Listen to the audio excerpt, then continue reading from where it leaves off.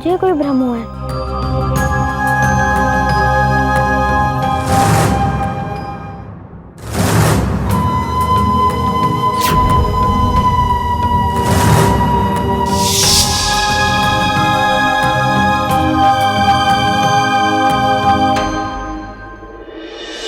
कौन सा कार्य कहां से आरंभ करूं, कुछ समझ में ही नहीं आ रहा। ये कान्हा भी ना सारे दिन कुछ न कुछ फैलाते रहता है। देखा तुम सबने ये क्या दशा कर दी इस आंगन की कान्हा ने। अब ये सारी वस्तुएं यथा स्थान पर रख दो और पुनः ये आंगन संवार दो।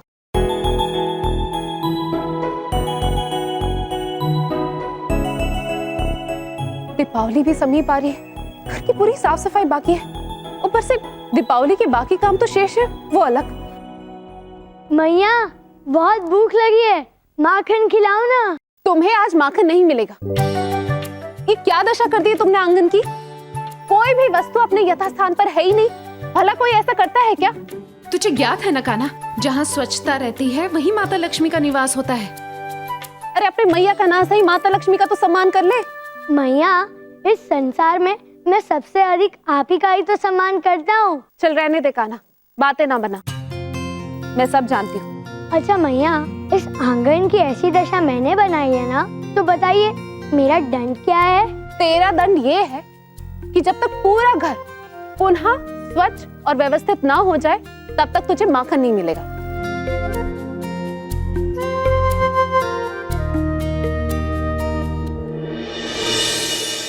और यदि सब कुछ ठीक हो जाए तो माखन मिलेगा ना?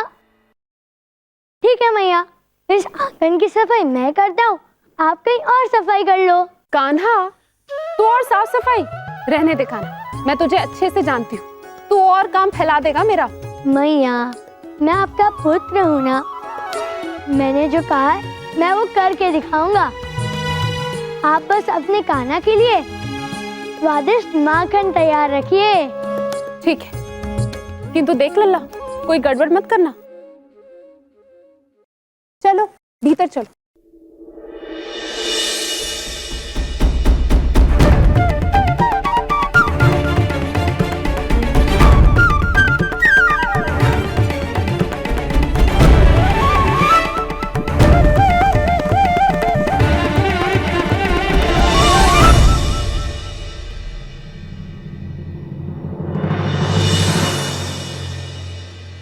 कान्हा तूने इतने जल्दी ये आंगन कैसे संवार दिया?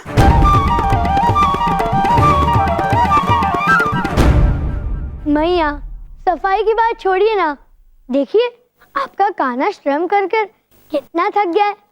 आप माखन खिलाइए ना मुझे। अरे किंतु लल्ला तूने इतने जल्दी ये सब किया कैसे? यशोदा, माखन के लिए लल्ला आंगन तो क्या, एक क्षण में पूरा वृंदावन भी साफ कर सकता है। क्यों लल्ला? जहाँ प्रश्न माखन का कान्हा के लिए कुछ भी असंभव नहीं। हाँ सो तो है, मेरा लल्ला है ही लाखों में। अच्छा सुन, तुझे माखन खाना था ना, मैं अभी लेकर आती हूँ। मित्रनंद, क्या हुआ मित्र, तुम इतने चिंतित क्यों दिखाई दे रहे हो? कल रात्रि मेरे घर में चोरी हो गई। सारी स्वर्ण मुद्राएं और आभूषण सब चले गए।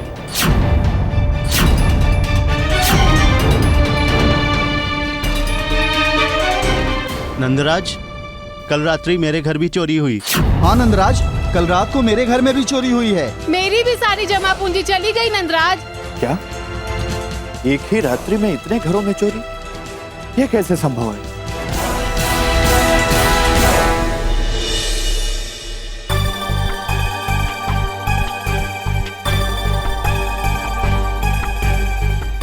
क्या सोच रहे हो कान्हा?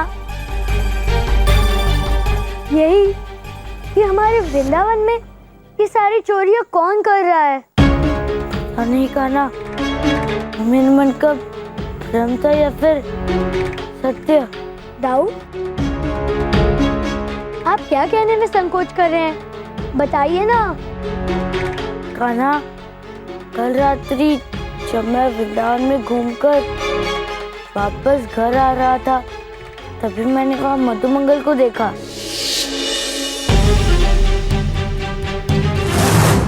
मैंने उसे पीछे से पुकारा भी, किंतु उसने पलट कर नहीं देखा। मधुमंगल!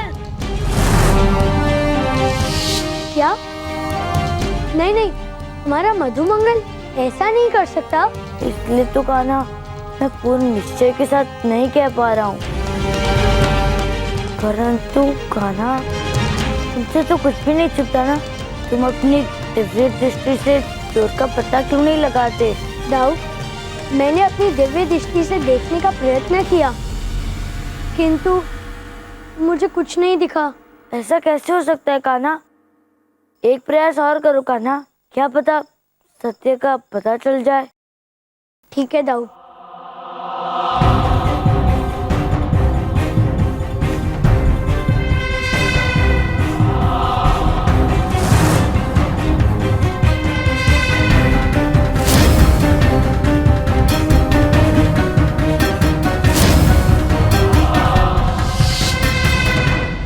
कुछ दिखा क्या कान्हा?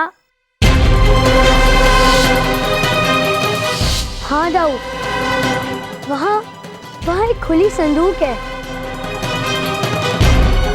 किंतु उसके आसपास कोई चोर नहीं।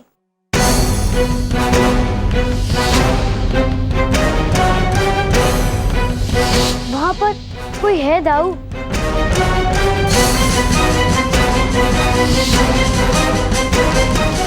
प्रतीत होता है कि उस व्यक्ति के चारों ओर दिव्य प्रकाश है, और उसी के कारण मैं उसे देख नहीं पा रहा।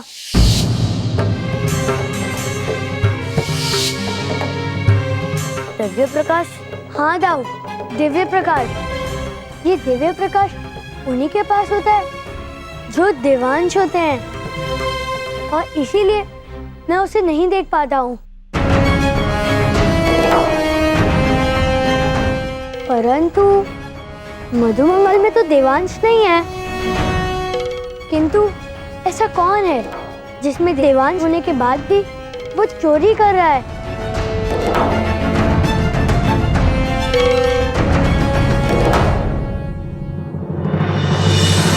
समझ में नहीं आ रहा है ये चोरी कर कौन रहा है। इस प्रकार की चोरियां तो हमारे वृंदावन में पहली बार हुई हैं। मैंने कल रात्रि में किसी को देखा था। क्या? किसको देखा था? कल रात्रि में बलराम को मैंने गांव में छिपकर जाते देखा था, जैसे चोरी उसी ने की हो। अवश्य ही आपको कोई भ्रम हुआ है। क्या पता क्या सत्य और क्या असत्य है, मुझे तो कुछ समझ में ही नहीं आ रहा।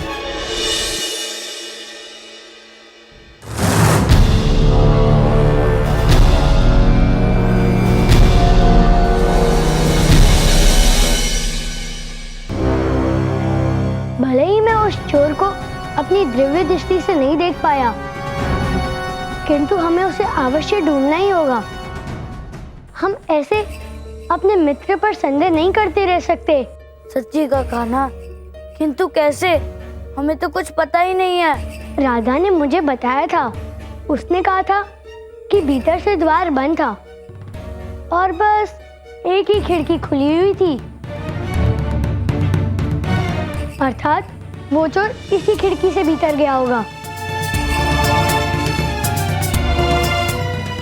आपको कैसे पता प्यारे प्रभु? ये तो बस मेरा अनुमान है। इसी खिड़की से ही कोई ना कोई प्रमाण मिलेगा, क्योंकि चोर कितना भी चतुर हो, किंतु वो कोई ना कोई प्रमाण अवश्य छोड़ता है। चलो ढूंढते हैं। प्रभु,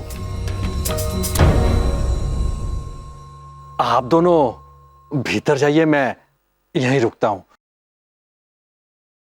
और हाँ, यदि कुछ खाने को मिल जाए तो मुझे भी बुला लीजिएगा।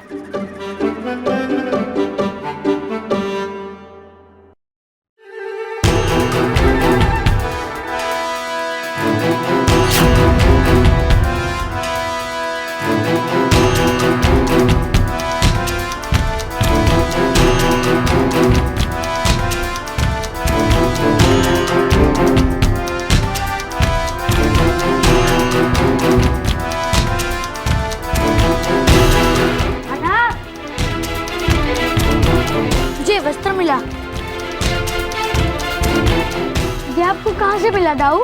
ये वस्त्र मुझे उसी खिड़की के पास से मिला। चलिए दाऊ। मुझे यहाँ मिला था कान्हा।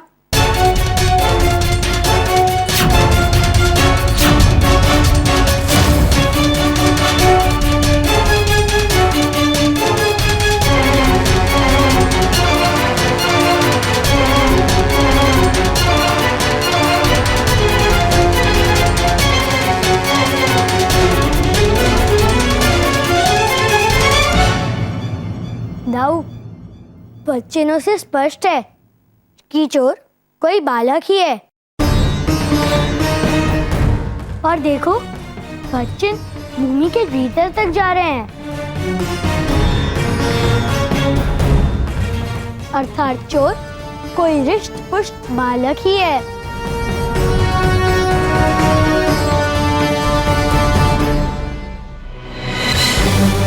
कान्हा, क्या तुम भी वही सोच रहे हो जो मैं सोच रहा हूँ? हाँ दाऊ। आप दोनों की समझ में तो आ गया है प्रभु, किंतु मेरी समझ में तो कुछ नहीं आया।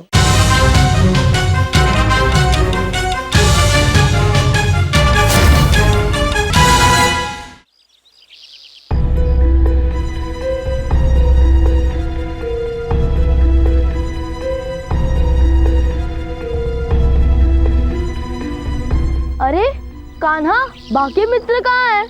वो सब कब आएंगे? वो सब आते ही होंगे मधुमंगल, और हमारे लिए बहुत कुछ खाने के लिए भी ला रहे हैं। वैसे जो भी हो कान्हा, जिसने भी ये चोरी की है वो बच नहीं पाएगा। हाँ दाऊ, चोर तो बच नहीं सकता, उसकी चोरी अवश्य पकड़ी जाएगी। क्यों कान्हा? उसे किसी ने देखा है क्या चोरी करते हुए? अरे रहने दो ना मित्र, जो होगा होने दो। जो जैसा करेगा वैसा भरेगा, हमें क्या लेना देना। हाँ, करना तो हमें कुछ नहीं है, परंतु फिर भी होगा क्या उस चोर के साथ? होगा क्या? तुम्हें पता है, वृंदावन की भूमि को वरदान है कि यहाँ चोरी करने वाला चोर विशाल होने लगता है। देखते ही देखते एकदम दैत्य के समान बड़ा हो जाता है, और फिर उसका नाश हो जाता है।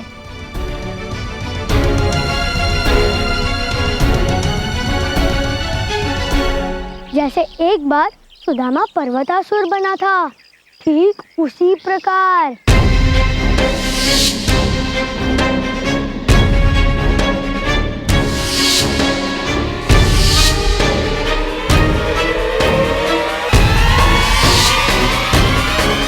देखना, वही दशा होगी उस चोर की।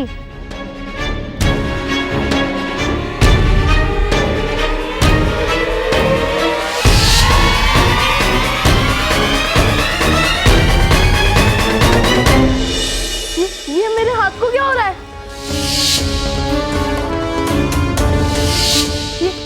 ये सब क्या हो रहा है? बचाओ मुझे! नहीं!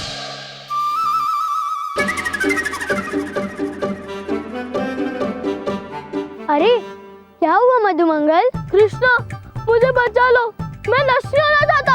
नष्ट? भला तुम क्यों नष्ट होने लगे? क्योंकि वो चोरी मैंने ही की है कान्हा। सबकी स्वर्ण मुद्राएं और आभूषण मैंने ही चुराए थे। किंतु मधुमंगल, तुमने ऐसा क्यों किया? वो मैंने लोभ में आकर ये सब किया कान्हा, किंतु अब मुझे बहुत पछतावा हो रहा है। अब मैं ऐसा कुछ नहीं करूंगा। मुझे बचा लो कान्हा। जब चोरी करते डर नहीं लगा, तो फिर अब उसके परिणाम से भयभीत क्यों रहे हो मधुमंगल? इसका दंड तुम्हें अवश्य भुगतना होगा। मुझसे भूल हो गई बलराम भैया, मुझे क्षमा कर दो, किंतु मैं मरना नहीं चाहता। अब केवल एक ही उपाय है जिससे तुम बच सकते हो। क्या उपाय है कान्हा? बताओ। तुम जैसा कहोगे मैं वैसा ही करूंगा। सबसे अच्छा पश्चाताप ये होगा कि उसे सबके समक्ष स्वीकार लो और इसीलिए तुम्हें भी अपना अपराध सबके सामने स्वीकार करना होगा। और इसी के साथ तुम्हें सभी गांव वालों का चुराया हुआ धन वापस लौटाना होगा। ठीक है कान्हा, मैं सबसे क्षमा मांग लूंगा और सब कुछ लौटा दूंगा। फिर तो मुझे कुछ नहीं होगा ना? हाँ, फिर तुम्हें कुछ नहीं होगा मधुमंगल।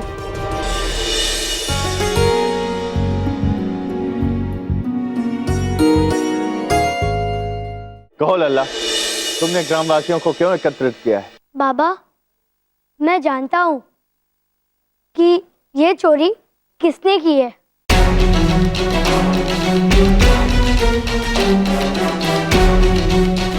किंतु उसका नाम बताने से पहले आप सभी को मुझे एक वचन देना होगा कि आप उसे दंड देने के बजाय उसे सुधरने का एक अवसर देंगे। वो अपना ही कोई है। उसे दंड देने की बजाय अच्छा यही होगा कि हम उसे सुधरने का एक अवसर दें। वृंदावन वासियों, क्या आप सभी लोग कान्हा की बात से सहमत हैं?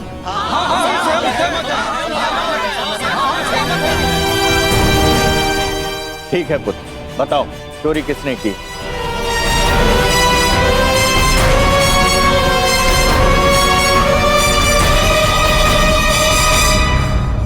मधुमंगल।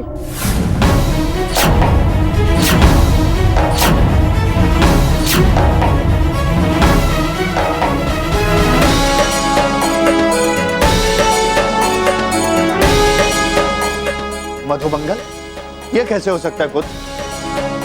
तुमसे अवश्य ही कोई त्रुटि हुई है। वो ऐसा क्यों करेगा? नहीं बाबा, मैं सत्य कह रहा हूँ।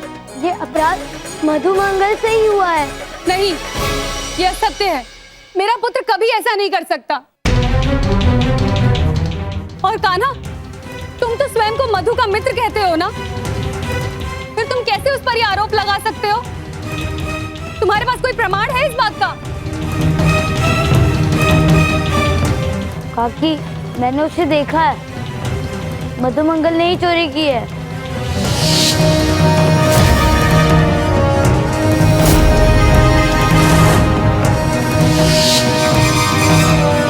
बलराम, चोरी मधुमंगल ने नहीं, तुमने की है।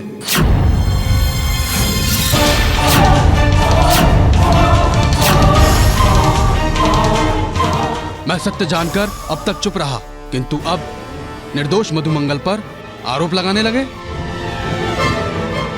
हाँ गांव वासियों, मैं सत्य कह रहा हूं। कल रात्रि में बलराम को छुपकर घूमते देखा था।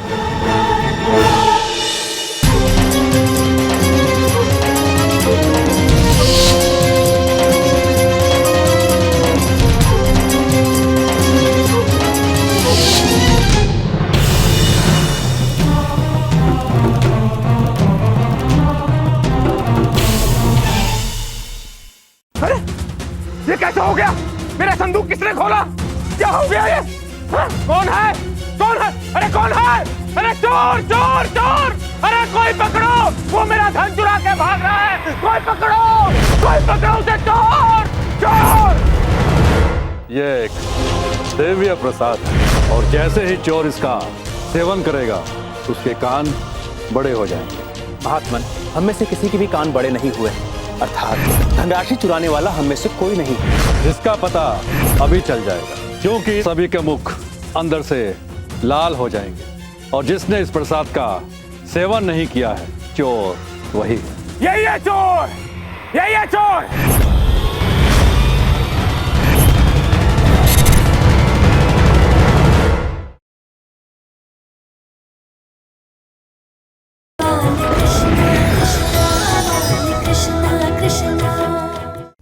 अच्छा कान्हा, तो तुम अपने भाई को बचाने के लिए मेरे पुत्र के सर पर अपने भाई का आरोप लगा रहे हो? यही है तुम्हारी मित्रता? लेकिन साच को आंच नहीं होती। अब कहो, तुम क्या कहोगे अब? नहीं, दाऊ ने ऐसा कुछ नहीं किया है। हम सत्य कह रहे हैं काकी। मुझे मधुमंगल बहुत प्रिय है, किंतु उसकी त्रुटि का अनुभव उसे होना ही चाहिए।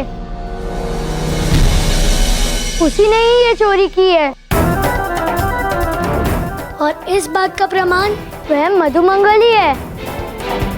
वो आकर सबके समक्ष अपना अपराध स्वीकार करेगा। ठीक है, मधुमंगल को शीघ्र अतिशीघ्र यहाँ पर पेश किया जाए। मधुमंगल चुराए हुए वस्तुएं लेने गया है, वो किसी भी क्षण यहाँ आता होगा। आप लोग बस थोड़ी प्रतीक्षा कीजिए, सत्य आप सभी के सामने होगा। बाबा, हम मधुमंगल को लेकर आते हैं। चलो मित्रों।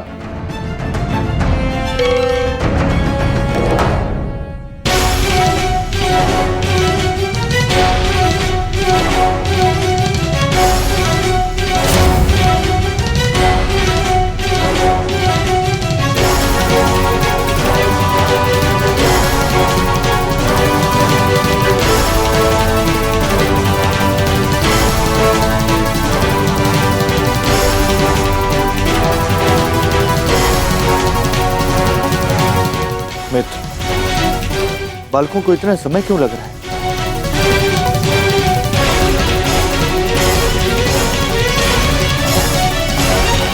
कान्हा, पूरा वृंदावन छान मारा, किंतु मधुमंगल कहीं नहीं मिला।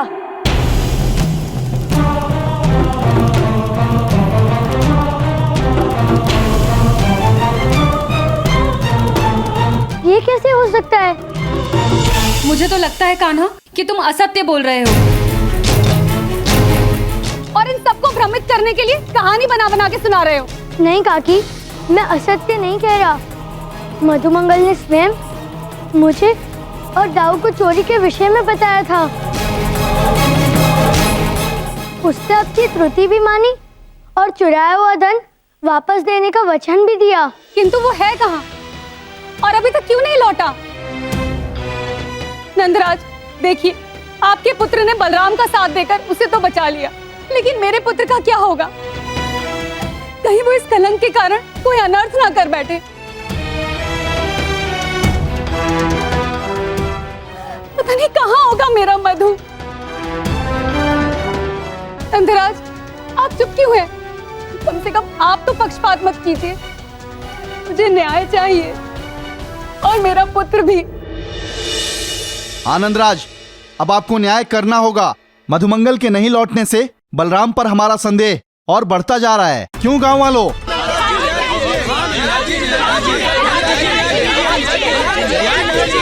शांत हो जाइए आप लोग। बहन, मधुमंगल को कुछ नहीं होगा। मधुमंगल अभी बालक है, हो सकता है वो घबरा कर कहीं छिप गया हो। पर बहन, आपको न्याय अवश्य मिलेगा। यदि मधुमंगल 8 पहर में वापस नहीं आता है तो इस कृत्य का दोष बलराम को दिया जाएगा।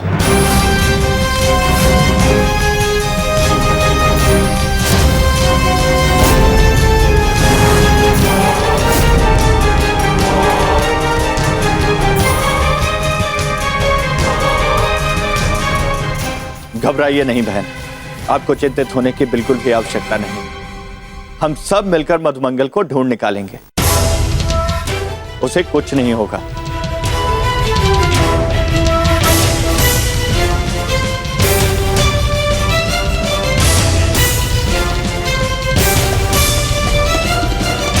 अनघा, ललिता, विशाखा, तुम लोग उस ओर जाकर मधुमंगल को ढूंढोगे और मैं और चंद्रावली उस ओर जाकर मधुमंगल को ढूंढेंगे। ठीक है, चलो। मधुमंगल कहाँ हो तुम? मित्र, तुम कहाँ हो? मधुमंगल!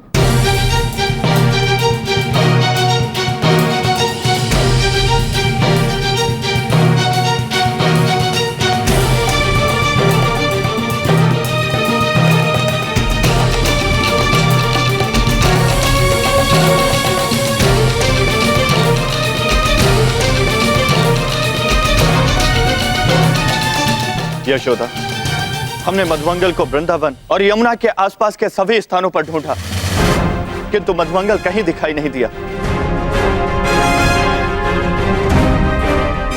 समझ में नहीं आ रहा है क्या किया जाए। हमने भी हर घर देखा, किंतु मधुमंगल नहीं मिला। अन्ना, हमने भी पूरा वन और उपवन देख लिया, किंतु मधुमंगल कहीं भी नहीं दिखा। मधुमंगल गोवर्धन पर्वत पर भी नहीं मिला। कुछ कीजिए नंदराज, कहीं मेरा पुत्र किसी संकट में ना हो। पता नहीं कहाँ है मेरा मधु। थोड़ा सा धैर्य रखो, हम शीघ्र अतिशीघ्र कोई उपाय निकालेंगे। हाँ बहन, धैर्य रखो, हमारे मधुमंगल को कुछ नहीं होगा। ईश्वर उसके साथ है, उसे कुछ नहीं होने देंगे। तुम इस तरह से रोती रहोगी तो तुम्हारा स्वास्थ्य बिगड़ जाएगा। इन्हें भीतर लेकर जाओ।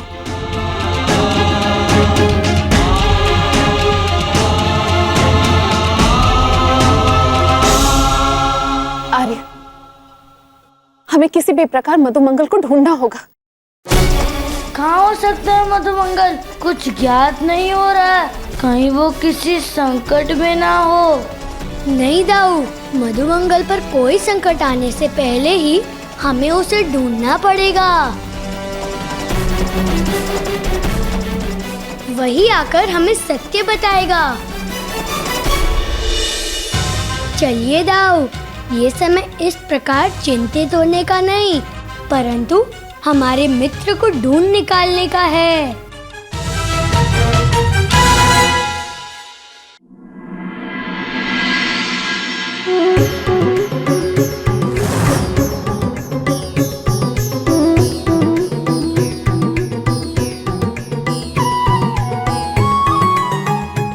बताओ, इस बार किसकी मटकी को निशाना लगाना है? राधा की मटकी कुछ ज्यादा ही भारी दिख रही है। चलो उस पर निशाना लगाकर हल्की करते हैं।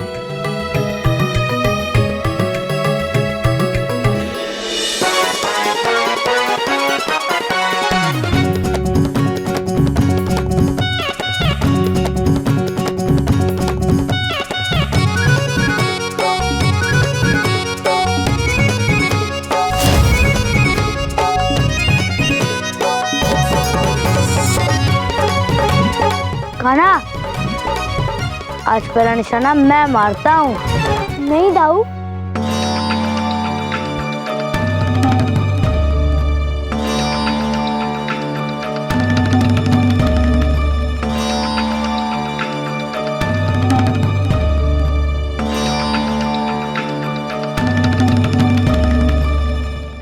क्या हुआ कान्हा? नहीं दाऊ, ऐसी टिटोली करना हमें शोभा नहीं देता। और वैसे भी राजा के घर चोरी हुई है, वो चिंतित होगी। इस समय उसे परेशान करना उचित नहीं होगा। बल्कि मैं तो कहता हूँ कि आज हम सब ये रहने देते हैं। और वैसे भी मेरा मन मधुमंगल के लिए चिंतित है। जाने कहाँ होगा वो। और दाऊ, आपको निर्दोष साबित करना हमारी प्राथमिकता है।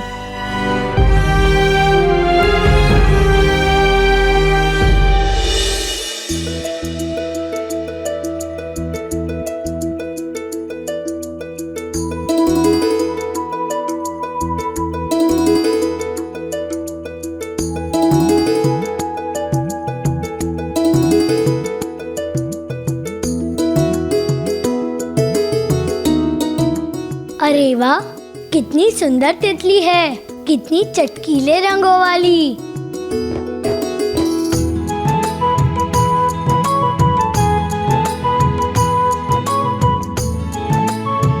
कान्हा,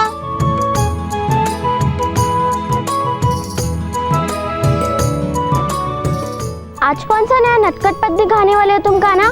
आज कोई नटखटपन नहीं राधा, आज मैं तुम्हारे लिए एक भेंट लाया हूँ। भेंट मेरे लिए कान्हा?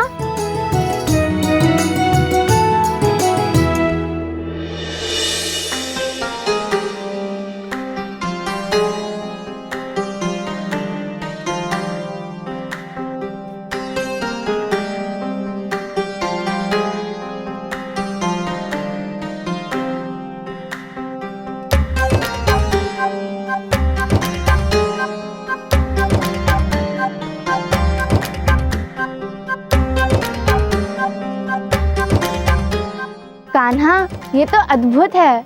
कहो, कैसी लगी मेरी भेंट? अत्यंत सुंदर कान्हा। किंतु आज मटकी फोड़ने के स्थान पर इतना बड़ा उपकार क्यों किया जा रहा है? अवश्य ही कोई कार्य होगा मुझसे।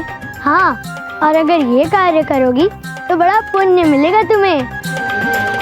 हम सब प्यासे हैं, हमें अपनी मटकी दो ना। मुझे भी ये जल घर लेकर जाना है। मैं तुम्हें मटकी देती तो नहीं, पर ये भेद बहुत सुंदर है। ये रोज रोज नहीं चलेगा, केवल आज मैं तुम्हें मटकी दे रही हूँ, सिर्फ इस सुंदर तितली के कारण। और हाँ, कल मुझे ये मटकी लौटा देना। अरे रुको, तुम तो इस तितली को ले ही चली। अच्छा, अब लेकर जा रही हो तो सुनो, इसे कुछ देर में मुक्त कर देना, क्योंकि जीव जंतु प्रकृति के साथ ही प्रसन्न रहते हैं। हाँ जानती हूँ, हमारी भांति इन्हें भी स्वतंत्रता प्रिय होती है। तुम निश्चिंत रहो, मैं इसे थोड़े समय में छोड़ दूंगी।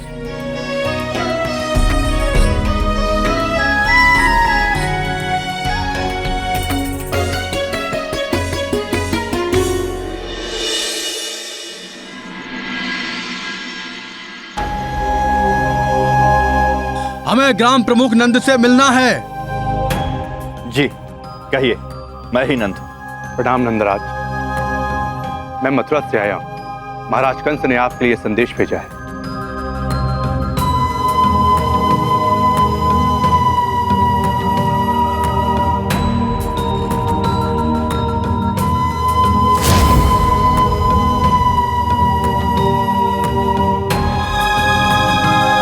नंदराज, हम सभी यात्रा पर हैं। हमारे अश्व और सैनिक थक गए हैं। विश्राम की कोई व्यवस्था हो सकती है? जी अवश्य, आप लोग जाइए और विश्राम गृह में निश्चिंत होकर विश्राम कीजिए। आपके सामान की सुरक्षा हम सब लोग करेंगे। उपनंद, जाइए, सभी अतिथियों को विश्राम गृह में लेकर जाओ। जी नंदराज।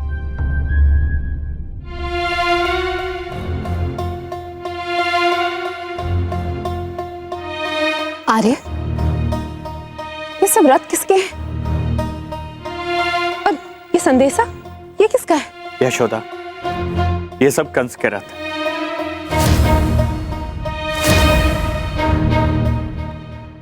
इन सभी रथों में धन है जो वो गांधार भेज रहा है। उसके सैनिक और अश्व सब थक चुके हैं। यहाँ पर विश्राम करना चाहते हैं। अतः आज रात्रि ये धन वृंदावन में हमारी सुरक्षा में रहेगा। किंतु आर्य, ये कोई छोटी मोटी पूंजी नहीं है। कहीं इस धनराशि के कारण हम पर कोई संकट ना आ जाए। और वैसे भी गांव में चोरियां हो रही हैं। तुम्हें चिंतित होने की आवश्यकता नहीं है। श्री हरि पर विश्वास रखो, और वैसे भी सैनिक बहुत थके हुए हैं। इन्हें विश्राम करने दो, ठीक है? दाऊ, अब हम तीनों को मिलकर इस धन की विशेष सुरक्षा करनी होगी।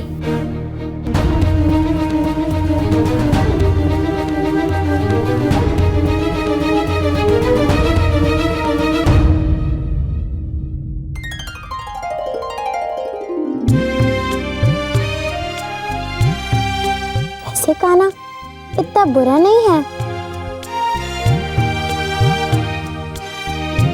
कान्हा का दिया उपाय इतना दिव्य है। कान्हा ने कहा था कि एक पहर बाद तुम्हें मुक्त कर दूं। तुम्हारे मुक्त होने का समय आ गया है।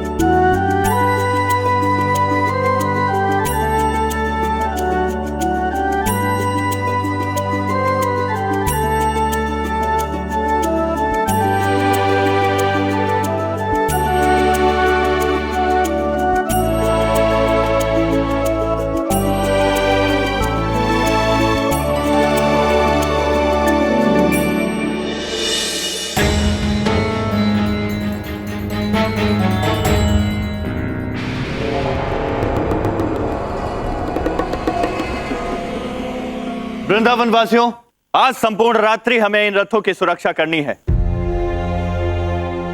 यह हमारे वृंदावन के सम्मान का प्रश्न है। किसी भी प्रकार की कोई चूक नहीं होनी चाहिए। पहले रथ की सुरक्षा उपनंद और कृष्ण करेंगे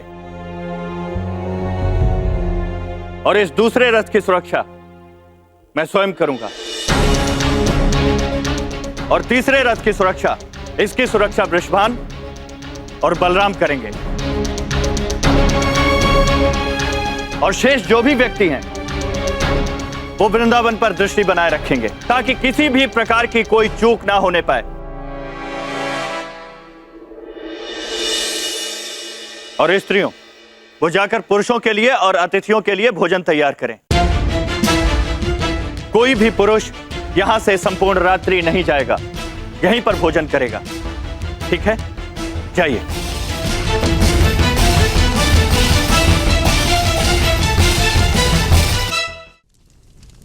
वृंदावन वासियों, आज संपूर्ण रात्रि हमें इन रथों की सुरक्षा करनी है। यह हमारे वृंदावन के सम्मान का प्रश्न है। किसी भी प्रकार की कोई चूक नहीं होनी चाहिए। पहले रथ की सुरक्षा उपनंद और कृष्ण करेंगे और इस दूसरे रथ की सुरक्षा मैं स्वयं करूंगा और तीसरे रथ की सुरक्षा, इसकी सुरक्षा वृषभान और बलराम करेंगे और शेष जो भी व्यक्ति हैं वो वृंदावन पर दृष्टि बनाए रखेंगे ताकि किसी भी प्रकार की कोई चूक ना होने पाए।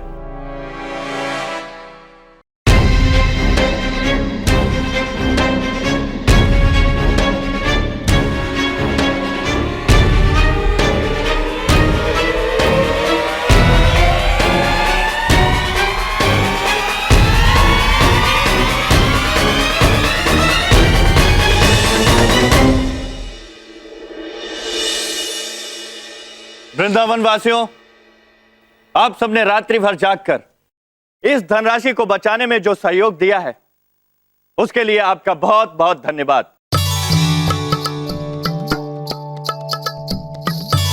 चलिए अब इस धनराशि को सैनिकों को सौंपकर अपने कर्तव्य को पूर्ण करते हैं। किंतु काका, इस धनराशि को सौंपने से पूर्व एक बार जांच लेना चाहिए ये सुरक्षित है कि नहीं। राधा ठीक कह रही है नंदराज। ठीक है, आप लोग उचित कह रहे हैं। जांच लेना चाहिए। चलिए।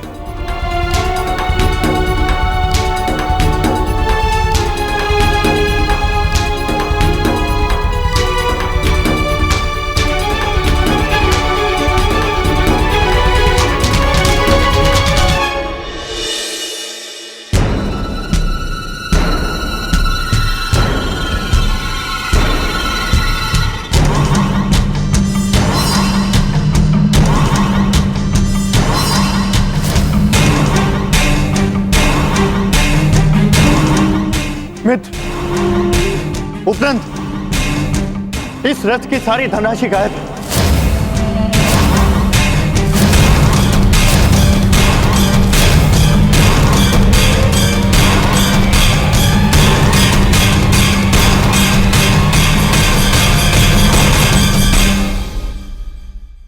ये एक दिव्य प्रसाद है और जैसे ही चोर इसका सेवन करेगा उसके कान बड़े हो जाएंगे।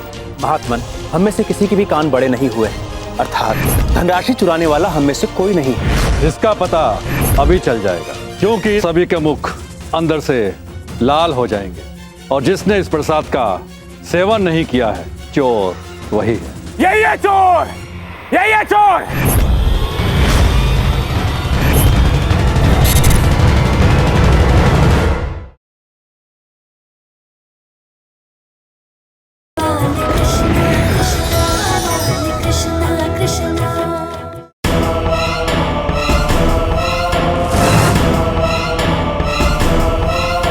मित्र, उपनंद, इस रथ की सारी धनराशि गायब है।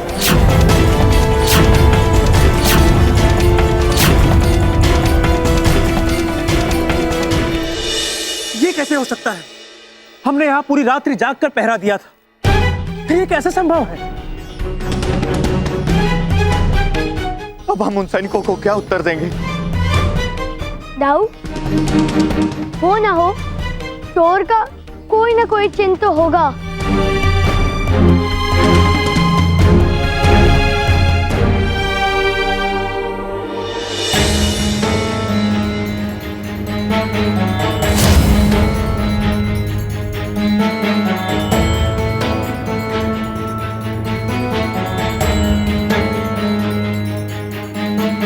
खाना, यहाँ तो चोर का कोई भी चिन्ह नहीं है। हाँ दाऊ, इस बार चोर ने बड़ी चतुराई से चोरी की है। कहीं कोई प्रमाण नहीं छोड़ा। इतनी सफाई से चोरी वही कर सकता है जो यहाँ उपस्थित हो। ये किसी भारी व्यक्ति का कार्य नहीं है दाऊ। क्या बात है, क्या बात है। यहाँ वृंदावन में आकर मुझे बिल्कुल गोकुल के जैसा अनुभव हो रहा है। अति उत्तम, अति उत्तम। अरे, ये मेरा द्वार किसने खोला? इसे तो मैंने स्वयं अपने हाथों से बंद किया। अरे, अरे, ये कैसे हो गया? मेरा संदूक किसने खोला? क्या हो गया ये? कौन है? कौन है? अरे कौन है? अरे चोर, चोर, चोर! अरे कोई पकड़ो, तेरे पति का धन चुरा के भाग गया। चोर! भानु काका वृंदावन कब लौटे? और ये चोर चोर कहकर किसके पीछे दौड़ रहे? कहीं वृंदावन की चोरी और मधुमंगल के गायब होने में इस चोर का हाथ तो नहीं, जिस चोर को पकड़ना होगा।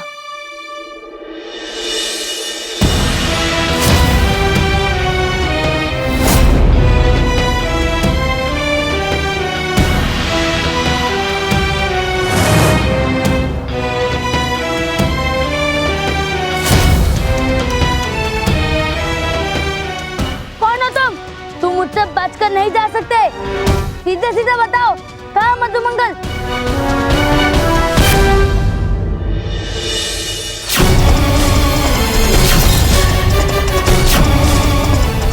खाना तुम नहीं, तुम चोरी नहीं कर सकते। हाँ दाऊ, मैं आपको सब कुछ बताता हूँ, किंतु पहले हमें यहाँ से चलना होगा। चलिए।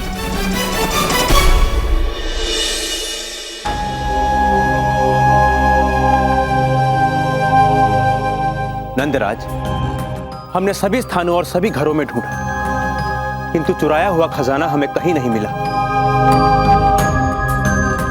बाबा, और हमने भी पूरे गांव और वन क्षेत्र में खोजा, किंतु हमें भी कोई चिन्ह नहीं मिला। किंतु मुझे यह समझ नहीं आ रहा, यदि कोई बाहरी व्यक्ति वृंदावन में नहीं आया तो फिर ये चोरी हम में से ही किसी ने की। समझ नहीं आ रहा वो कौन है। मैं बताता हूं कि चोर है कौन।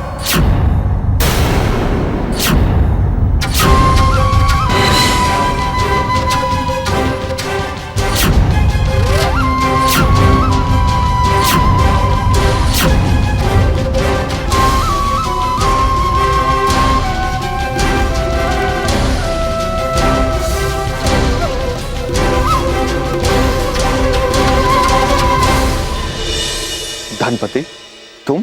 हाँ नंद, मैं धनुपति वापस लौट आया हूं। मैं गोकुल छोड़ने के पश्चात मैं तीर्थ यात्रा पे चला गया था। अपना तन और मन पवित्र करके आया हूं मैं। मुझे अब इस संसार का कोई मोह नहीं है। पुनः जब मैं वापस गोकुल लौटा तो मुझे पता चला कि सारे के सारे गोकुलवासी वृंदावन में आकर बस गए हैं, इसलिए मैं भी यहाँ चला आया। मैं इतना प्रसन्न था कि मैं अपने प्यारे गोकुलवासियों से बातें करूंगा, मिलूंगा, जुलूंगा, सुख दुख साझा करूंगा, किंतु क्या हुआ मेरे साथ? उल्टा हुआ सब कुछ। मेरी प्रथम रात्रि में ही चोरी हो गई मेरे घर में।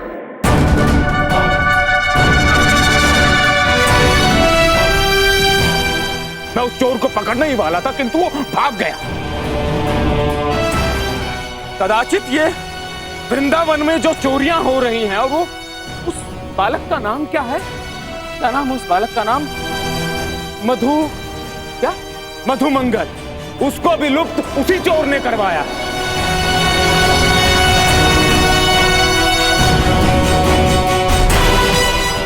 किंतु भाइयों, चिंतित मत होइए, अब मैं आ गया हूं। सारी समस्याओं का समाधान है मेरे पास। मेरे पास एक ऐसा उपाय है, कुछ ही क्षणों में वो चोर हम सबके समक्ष होगा।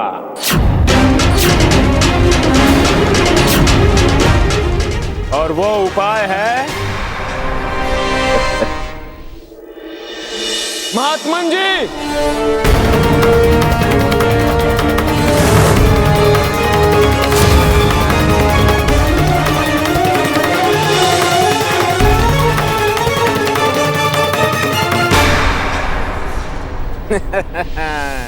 अब कुछ ही क्षण में दूध का दूध और पानी का पानी हो जाएगा। वो चोर आप सबके समक्ष आ जाएगा। नंद जी, ये बहुत ही महान पुरुष है, बहुत महान। इन्होंने दावा किया है कि क्षण भर में ही चोर को पकड़ लेंगे। प्रणिपात महात्मा। महात्मा, बताइए चोरी किसने की? आपका मुझ पर सदैव उपकार रहेगा। यदि आप बताएंगे चोर कौन है। अवश्य।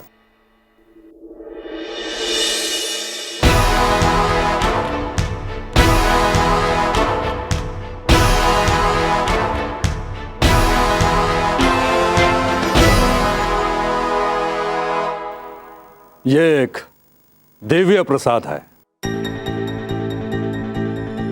और जैसे ही चोर इसका सेवन करेगा उसके कान बड़े हो जाएंगे।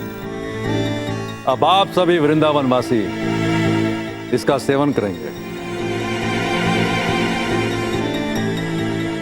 उपनंद, प्रसाद सब में वितरित कर दो। सब भी ले ले।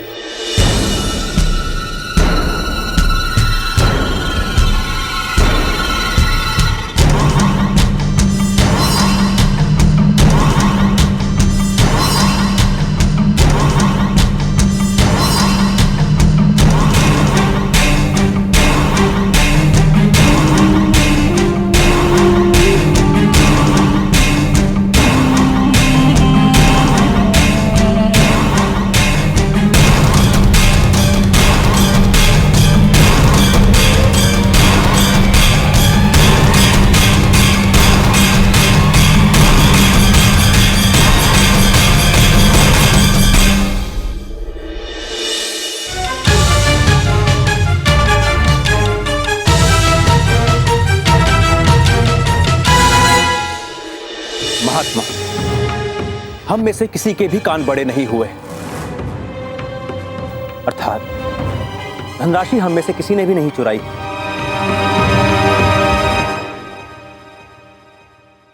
इसका पता अभी चल जाएगा, क्योंकि इस प्रसाद में कत्था मिला हुआ था।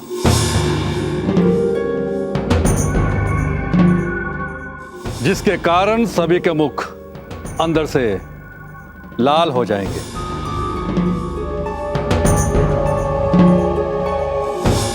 और जिसने इस प्रसाद का सेवन नहीं किया है, चोर वही है।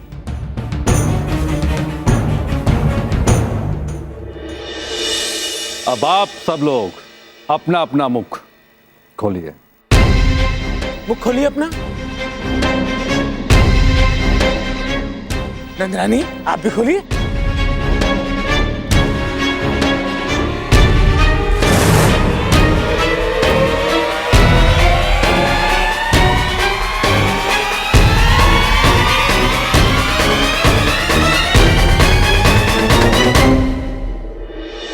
दिखाओ, अपना मुख खोल के दिखाओ। तुम भी दिखाओ। मिल गया, चोर मिल गया।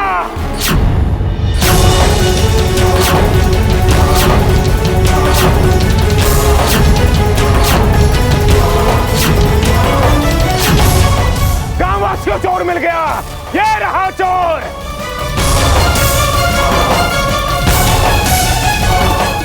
अच्छा, तो ये उद्दंडता, मेरी अनुपस्थिति में धन की चोरी करना भी सीख गए हो।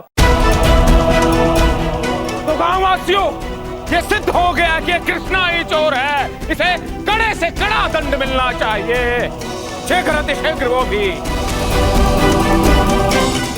हाँ, इन दोनों का मुख लाल नहीं है। लाल नहीं है। लाल नहीं है। इन दोनों का मुख लाल नहीं है।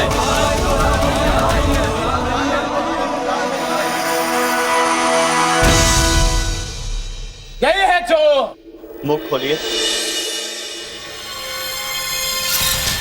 धनपति सेठ, थोड़ा आराम से देखो। देखो, दोनों बालकों के मुख के अंदर लालिमा है।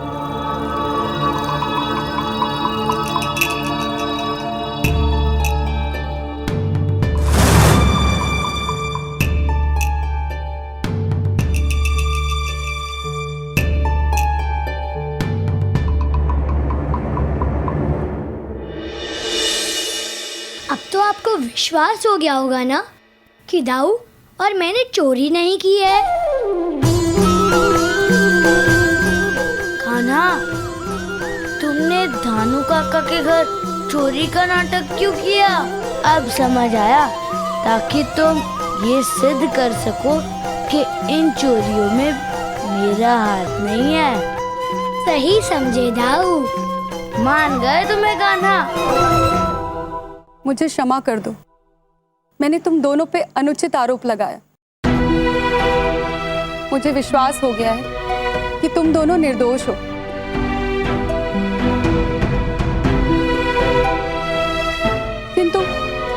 किंतु मेरा पुत्र कहाँ है?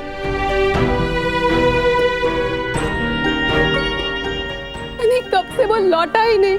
चिंतित मत होइए काकी, एक बार चोर पकड़ में आ जाए, फिर मधुमंगल को खोजने में समय नहीं लगेगा।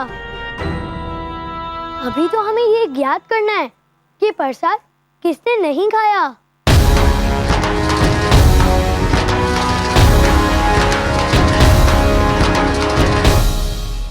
राधा,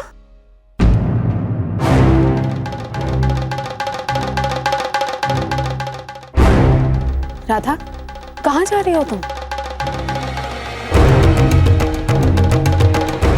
कहीं नहीं काकी। राधा, अपना मुख खोलो।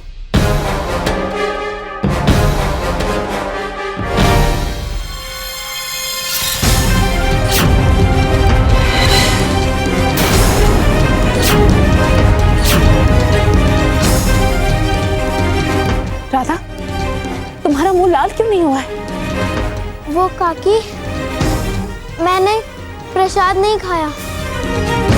राधा, पुत्री, तुमने प्रसाद नहीं खाया? क्यों?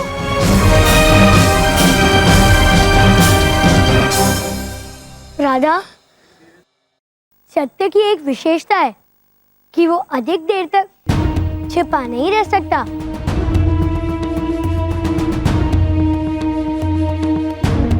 और राधा, अच्छा यही होगा कि तुम सबके सामने स्वयं सत्य बता दो।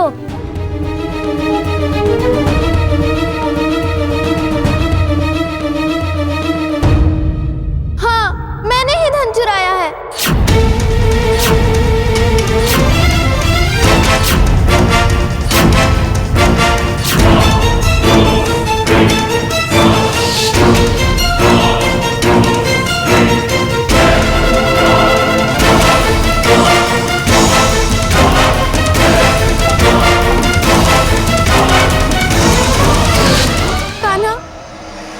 सत्य कह रही हूँ, मुझे नहीं पता था कि मुझे क्या हो गया था। जैसे ही मैंने उस तितली को मुक्त किया, मुझे ऐसा लगा कि किसी ने मुझे अपने वश में कर लिया है, और थोड़े ही समय बाद मुझे स्वर्ण और धन की इच्छा होने लगी।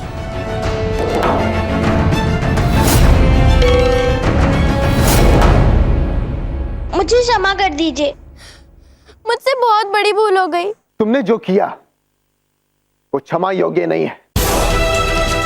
हाँ राधा, ये क्या किया तुमने पुत्री? हाँ? काका, सबके सामने अपना अपराध स्वीकार करना ही सबसे बड़ा पछताप है।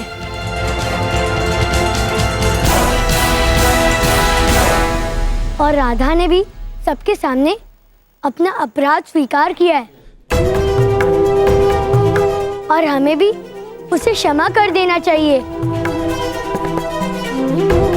राधा, तुमने वो धनराशि कहाँ छुपाई है? वो मैंने वन के विशाल वृक्ष के पास वो सारा धन छुपाया था। राधा, क्या तुम हमें वहाँ ले चलोगी? नंदराज, प्रस्थान करने का समय हो गया है। नंदराज, आप सभी के सहयोग के लिए धन्यवाद, किंतु प्रस्थान करने से पहले हम धन की जांच करना चाहेंगे।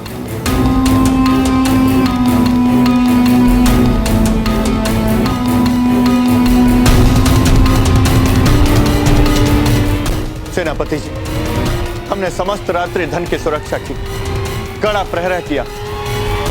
उसके पश्चात भी एक रथ से धनराशि गायब है। सैनिक, नंद को बंदी बना लो।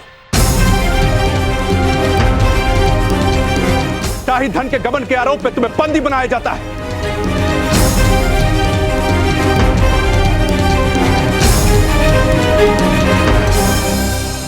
नहीं, ऐसा मत कीजिए सेनापति जी। हम सब इतने समय से धन को ढूंढने का प्रयत्न कर रहे हैं। हमें ज्ञात हो गया है कि धन कहाँ है। बस आप हमें थोड़ा समय और दे दीजिए, हम आपका चुराया हुआ धन आपको पुनः लौटा देंगे। ठीक है, हम तुम्हें थोड़ा समय देते हैं, किंतु तब तक नंदराज हमारे बंदी रहेंगे।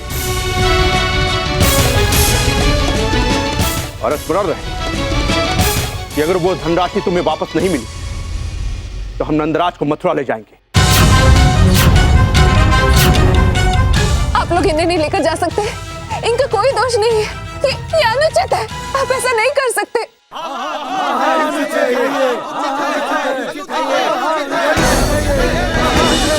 इसी क्षण नंदराज को छोड़ दीजिए सेनापति जी। नहीं, सेनापति जी बिल्कुल उचित कर रहे हैं। धन की सुरक्षा का उत्तरदायित्व तो मेरा था, किंतु मैं इसमें विफल रहा हूं। आप सबने सदैव मेरे अच्छे और बुरे दिनों में साथ दिया है। आप सबका बहुत बहुत धन्यवाद। किंतु आप सबसे निवेदन है, सेनापति जी को उनका कर्तव्य पूर्ण करने दिया जाए। उपनंद, शीघ्र अतिशीघ्र राधा के साथ जाओ और धनराशि को लेकर आओ। जी नंदराज। राधा, हमारे पास समय बहुत कम है पुत्री। चलो, हमें बताओ कि तुमने वो धन कहाँ छुपा रखा है। चलिए मेरे साथ। चलो। यशोदा, जाओ।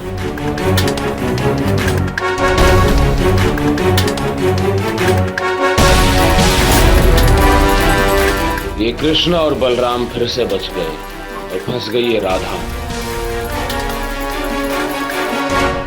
सेनापति, हम मित्र नंद को तुम्हें ऐसे नहीं सौंप सकते। यह निर्णय अटल है। महाराज कंस के निर्णय को चुनौती देने का दुस्साहस कोई न करे, वरना तुम सबके अंत निश्चित है। किंतु आप मेरे निर्दोष बाबा को अपने षड्यंत्र में फंसाना चाहते हैं, तो पूरा वृंदावन आपके और आपके राजा कंस का विरोध करता है।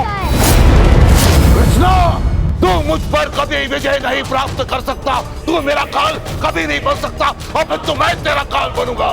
मुझे पूर्ण विश्वास है कि ये अवसर मुझे शीघ्र अतिशीघ्र मिलेगा। सुना तो नहीं?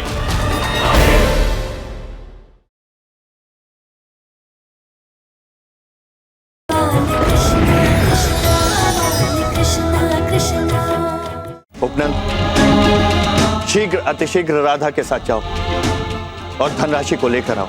जी नंदराज। राधा, हमारे पास समय बहुत कम है पुत्री। चलो, हमें बताओ कि तुमने वो धन कहाँ छुपा रखा है। चलिए मेरे साथ। चलो। यशोदा, जाओ।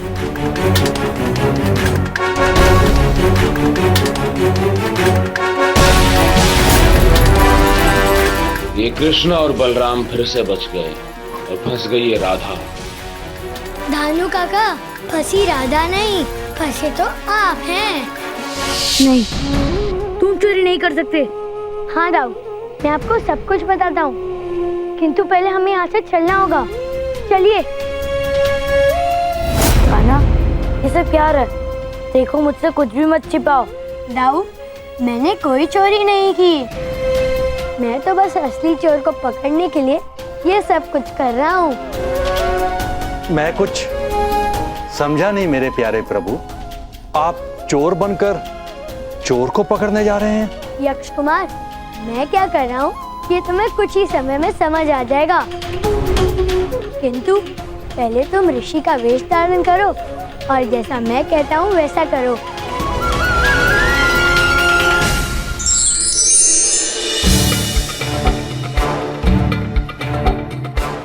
आज्ञा दीजिए प्रभु। अब तुम धानु काका के पास जाओ, फिर जैसा मैं कहूँ बिल्कुल वैसा ही करना। जैसी आज्ञा प्रभु। अलग निरंजन। मेरे ही घर में घुसकर चोरी करके भाग गया वो। अलग निरंजन, अलग निरंजन। क्या हुआ वत्स, तो इतना दुखी क्यों? तेरे घर में चोरी हुई है ना? जय हो महात्मन, जय हो, जय हो। आप तो सब जानते हैं, किंतु कैसे? समझ गया महाराज, समझ गया।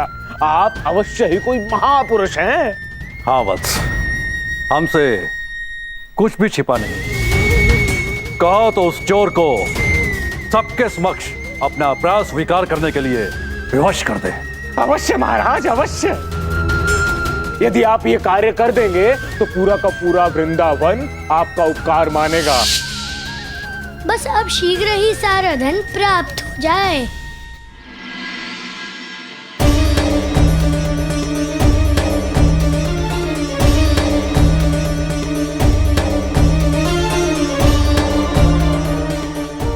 राधा, वो कौन सा वृक्ष था? कान्हा, वो धनराशि मैंने इन्हीं में से किसी एक वृक्ष में छुपाई थी। किंतु इस वन में तो बहुत सारे वृक्ष हैं। याद करो राधा, वो कौन सा वृक्ष था?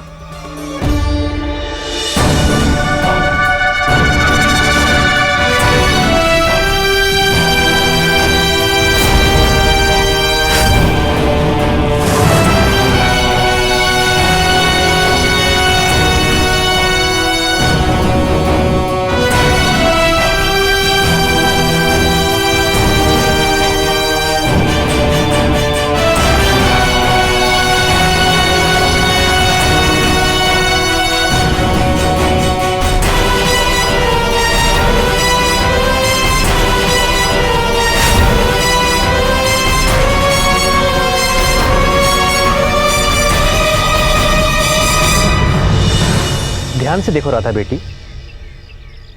क्या ये वही वृक्ष है? नहीं, ये वो वृक्ष नहीं है। वो वृक्ष तो और भी अधिक विशाल था। यहाँ तो सभी वृक्ष विशाल है।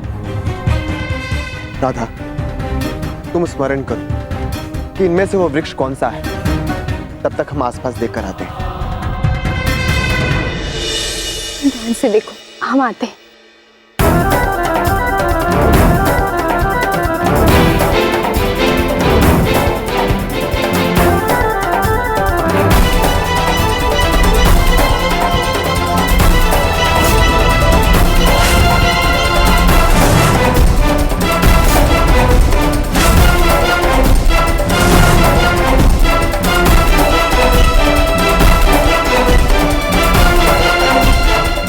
रुकिए दाऊ, दाऊ, इस प्रकार वृक्ष की खोज करना व्यर्थ है।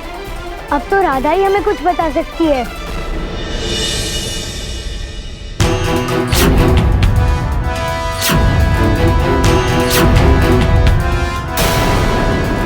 ये राधा कहाँ गई? राधा, राधा।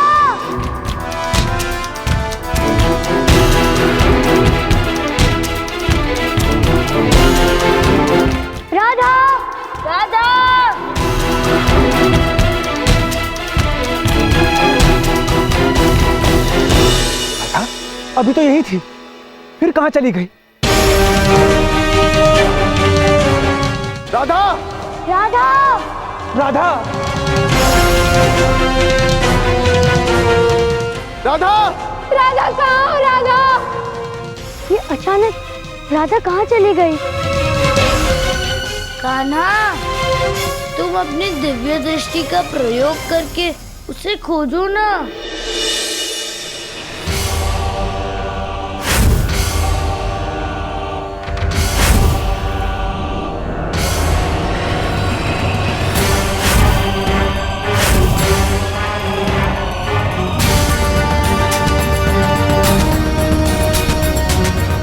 दाऊ, फिर से वही देवंश मेरी दिव्य दृष्टि को रोक रहा है। दिव्य प्रकाश के अतिरिक्त मुझे और कुछ नहीं दिख रहा। आर्य, आप क्या सोच रहे हैं? जाइए ढूंढिए मेरी राधा को, पता नहीं कहाँ चली गई। राधा! चिंता मत करो कृति, राधा मिल जाएगी। उपनंद, तुम मेरे साथ चलो। अरे राधा! राधा! राधा! रुको बहन, हमारी राधा को कुछ नहीं होगा, वो सुरक्षित होगा। पहले मधुमंगल ने चोरी की तो मधुमंगल गायब हो गया, और अब राधा ने चोरी की तो राधा गायब हो गई।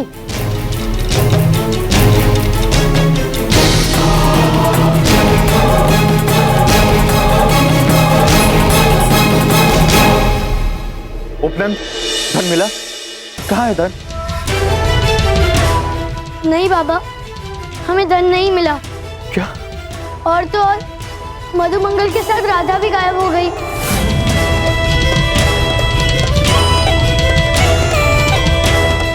राधा? राधा कैसे गुम हो सकती है? तुम सबके रहते हुए राधा कहाँ गायब हो सकती है? नंदराज, तुम्हें तुम्हारी इस असावधानी का दंड स्वयं महाराज कंस ही देंगे।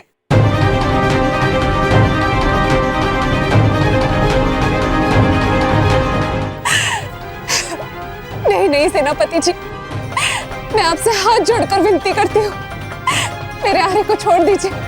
उन्होंने धन की चोरी नहीं की है। हमें थोड़ा समय दे दीजिए, हम धन की व्यवस्था करते ही आपको लौटा देंगे। नहीं यशोदा, ये धनराशि बहुत अधिक, हम चाहकर भी इतनी धनराशि नहीं चुका सकते।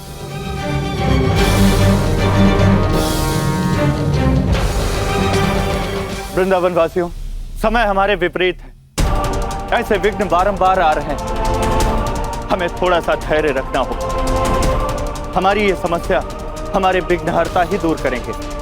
संकष्टी चतुर्थी आने वाली है, हम सब मिलकर उनका उपवास रखेंगे।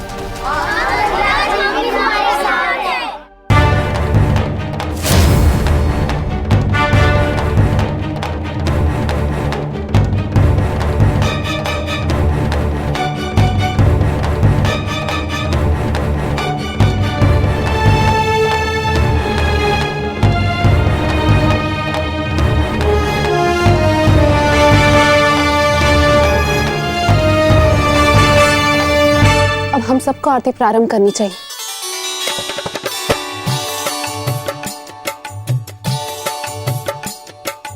जय गणेश जय गणेश जय गणेश देवा, माता जाकी पार्वती पिता महादेवा।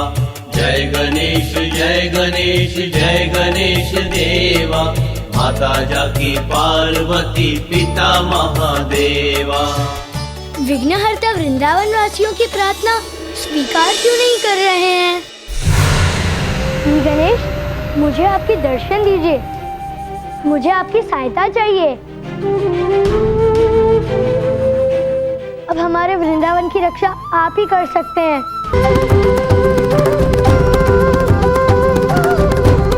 किंतु लगता है श्री गणेश मेरी विनती सुन ही नहीं रहे। अब मैं क्या करूं? कैसे बताऊं उनको अपनी मन की बात? हाँ, श्री गणेश उनकी बात कभी अस्वीकार नहीं करते।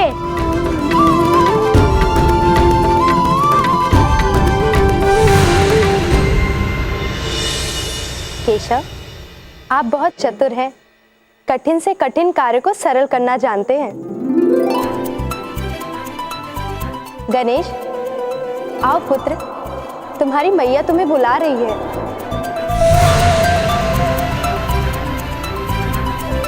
प्रणाम माते। कहिए, क्या आदेश है मेरे लिए? गणेश, क्या आप केशव से रुष्ट हैं? उनकी विनती को अनसुना क्यों कर रहे हो पुत्र? नहीं मैया, भला कृष्ण से भी कोई रुष्ट हो सकता है भला? किंतु सत्य तो ये है कि मैं इस समस्या में कृष्ण की सहायता नहीं कर सकता। अपनी असमर्थता मैं कृष्ण को नहीं दिखाना चाहता था, बस इसीलिए उनके समक्ष मैं नहीं आया।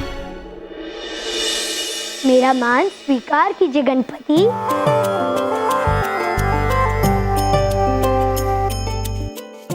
हे गणराज, आपसे तो कुछ नहीं छिपता है। आप उस देवांश को भली भांति जानते होंगे जो हमारे वृंदावन में समस्या उत्पन्न कर रहा है। मैं जानता हूँ कृष्ण, किंतु मैं उस देववंश के विरुद्ध कुछ भी नहीं कर सकता।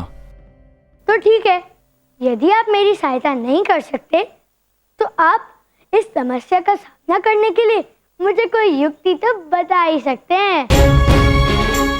जिस देववंश का सामना करने के लिए आप मुझसे प्रार्थना कर रहे हैं, उसी देववंश का सामना करने के लिए एक बार मैंने भी आपसे प्रार्थना की थी। अर्थात अब इस समस्या का हल प्रार्थना में ही आपको मिलेगा। कोई भी कार्य असंभव नहीं होता है देवराज। आप धन्य है विघ्नहर्ता। मैं समझ गया कि युक्ति क्या है।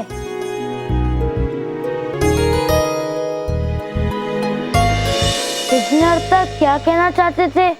मैं कुछ समझा नहीं। और कौन है ये देवंश जो इतनी समस्या उत्पन्न कर रहा है? हाँ दाऊ, ये कुबेर पुत्र लोभासुर है। एक समय की बात है, देव कुबेर ने कई वर्षों तक भगवान शंकर की घोर तपस्या की। कुबेर की घोर तपस्या से प्रसन्न होकर शिव शंकर ने उन्हें दर्शन दिए। अपनी आंखें खोलो वत्स। प्रणाम प्रभु। मैं तुम्हारी तपस्या से प्रसन्न हूँ। मांगो, क्या वरदान मांगना चाहते हो? प्रभु, मुझे ऐसी दिव्य शक्ति दीजिए जिससे मैं जब भी चाहूं आपके और देवी पार्वती के अति दुर्लभ दर्शन कर सकूं। तथास्तु।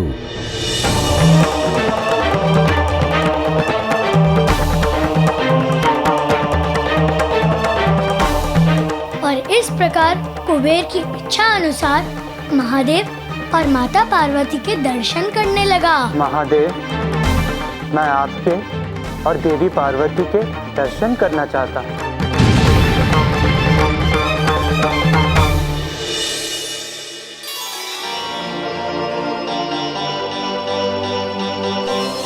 और देखते ही देखते कुबेर माता पार्वती के सौंदर्य से मोहित होने लगा।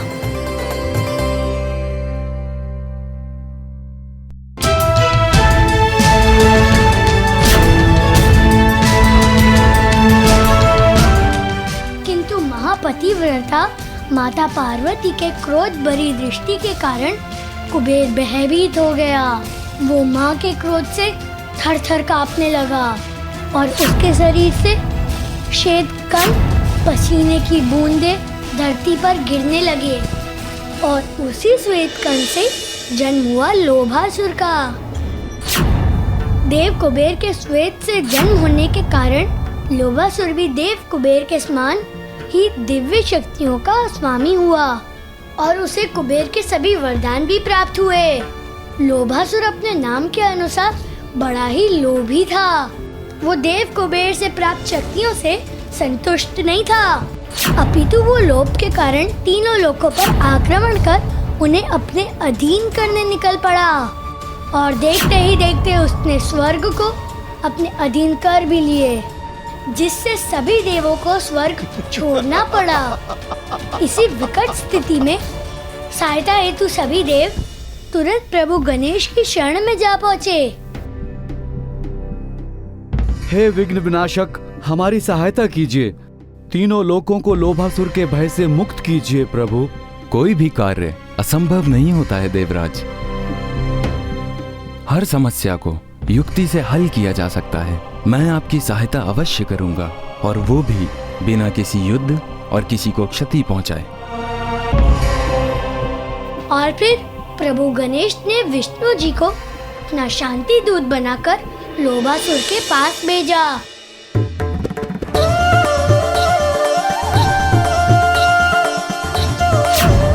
नारायण नारायण।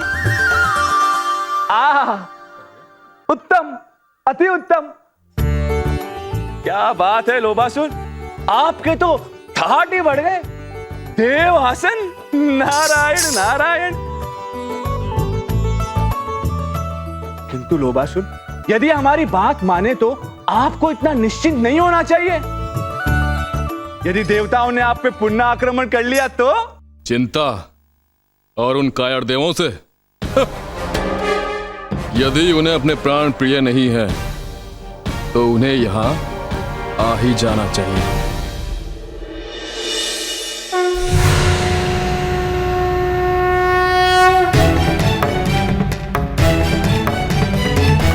प्रभु,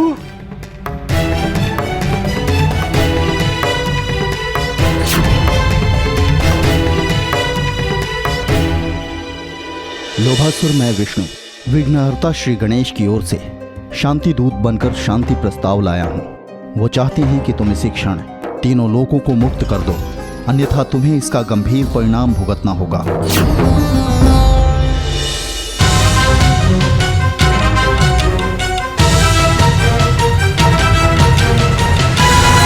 नारायण नारायण। सुना तुमने प्रभु श्री हरि ने क्या कहा? यदि तुमने उनका प्रस्ताव स्वीकार नहीं किया तो उसका परिणाम भयावह होगा। हम जानते हैं कि तुम इस समय क्या सोच रहे हो। यही ना कि जिसके दूत प्रभु श्री हरि हैं, वो स्वयं कितने शक्तिशाली होंगे। हम जानते हैं कि आप यही सोच रहे हैं। कर लो, प्रभु श्री हरि का प्रस्ताव स्वीकार कर लो, यदि तुम्हें अपने प्राण प्रिय हैं तो, अन्यथा नारायण नारायण। और भयभीत होकर लोभासुर ने देवताओं का सिंहासन लौटा दिया।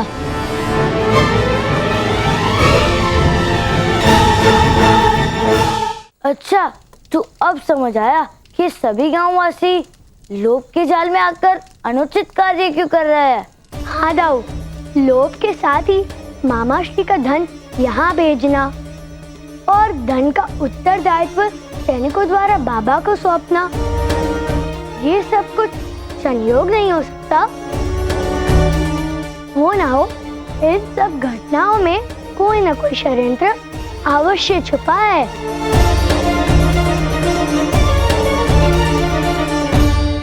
सेनापति, हम मित्र नंद को तुम्हें ऐसे नहीं सौंप सकते। यह निर्णय अटल है। महाराज कंस के निर्णय को चुनौती देने का दुस्साहस कोई न करे, वरना तुम सबके अंत निश्चित है। किंतु आप मेरे निर्दोष बाबा को अपने षड्यंत्र में फंसाना चाहते हैं, तो पूरा वृंदावन आपके और आपके राजा कंस का विरोध करता है। कृष्णा, तू मुझ पर कभी विजय नहीं प्राप्त कर सकता। तू मेरा काल कभी नहीं बन सकता, और फिर तो मैं तेरा काल बनूंगा। मुझे पूर्ण विश्वास है कि ये अवसर मुझे शीघ्र अतिशीघ्र मिलेगा। सुना तो ले।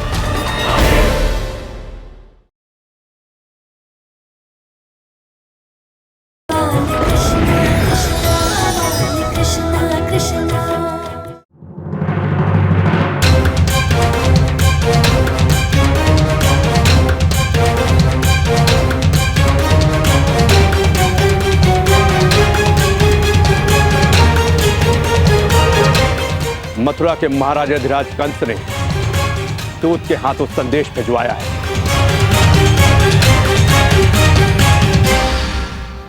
ये पत्र देख रहे हैं आप सब, इसमें नंद की नियति स्वयं महाराज कंस ने लिखी है।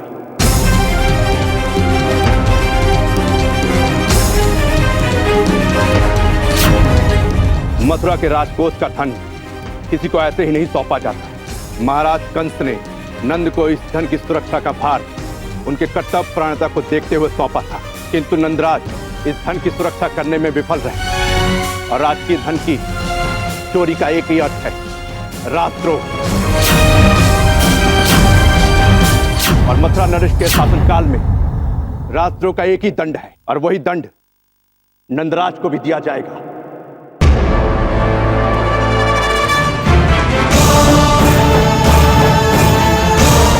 और वो दंड है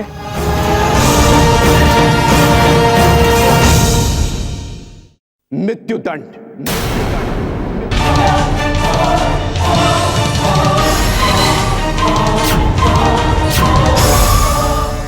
ऐसा नहीं हो सकता, आप लोग ऐसा नहीं कर सकते।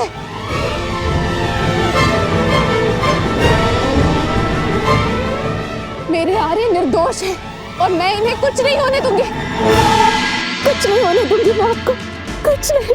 वर्षों की सेवा का ये फल मिला है नंदराज को। अरे तुम्हारे राजा कंस के लिए नंदराज के जीवन का कोई मूल्य नहीं होगा, किंतु वृंदावन के एक एक व्यक्ति के लिए नंदराज का जीवन अमूल्य है। महाराज कंस का ये कैसा न्याय है? सेनापति, हम मित्र नंद को तुम्हें ऐसे नहीं सौंप सकते। यदि तुम्हारे महाराज कंस युद्ध चाहते हैं तो ठीक है, हम युद्ध करने के लिए तैयार हैं।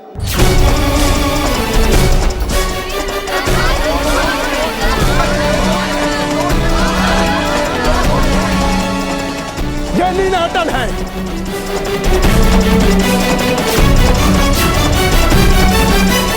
महाराज कंस के निर्णय को चुनौती देने का दुस्साहस कोई न करे, वरना तुम सबके अंत निश्चित है।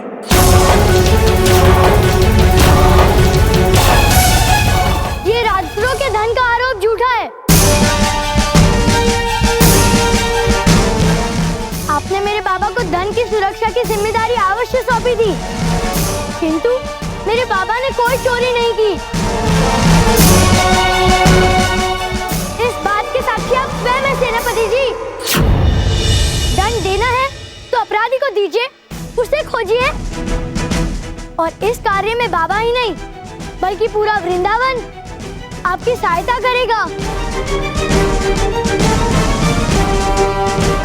किंतु आप मेरे निर्दोष बाबा को अपने षड्यंत्र में फंसाना चाहते हैं तो पूरा वृंदावन आपके और आपके राजा कंस का विरोध करता है।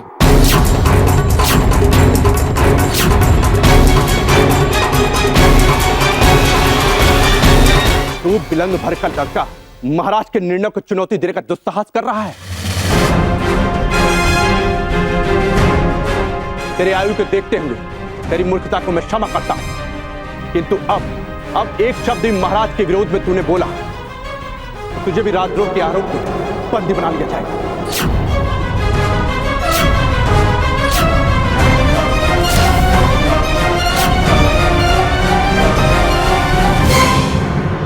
अगर मैं काना को छुआ भी तो देख मैं तेरी क्या दशा करता हूँ।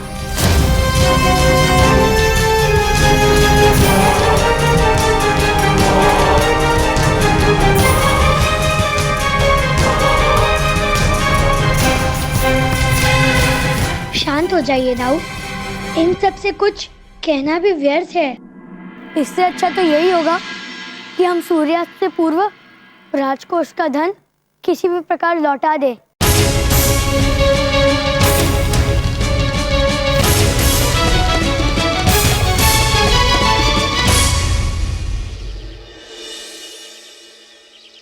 कान्हा, कुछ समझ नहीं आ रहा। उस धन को ढूंढने के प्रयास में हम पहले ही विफल हो चुके हैं। मेरे प्यारे प्रभु, बड़े भैया सही कह रहे हैं। इतने कम समय में ना तो हम राधा को ढूंढ सकते हैं और ना ही धन को।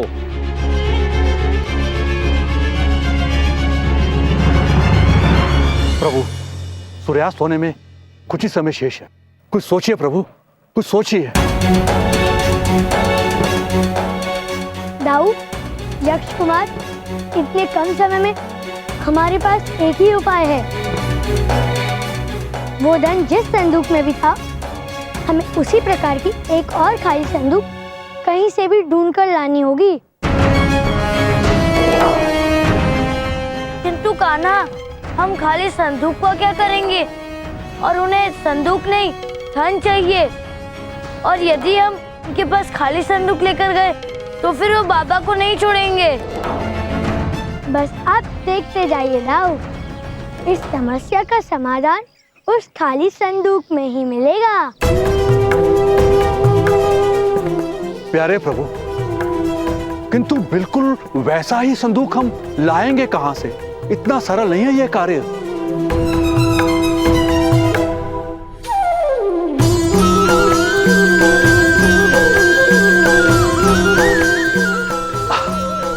समझ गया प्यारे प्रभु, बिल्कुल समझ गया।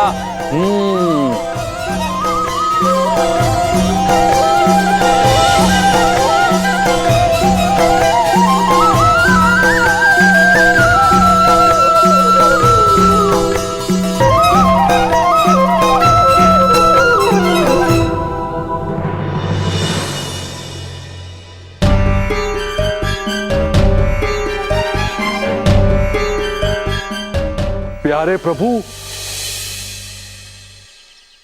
क्या आपको पूरा विश्वास है कि आपकी ये युक्ति काम करेगी?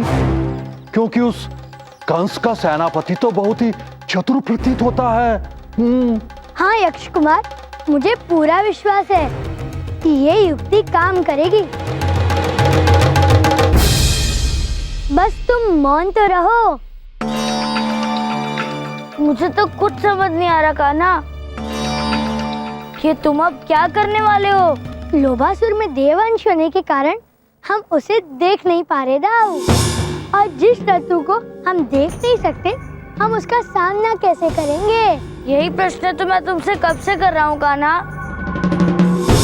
प्यारे प्रभु, हम लोभासुर तक पहुंचेंगे कैसे?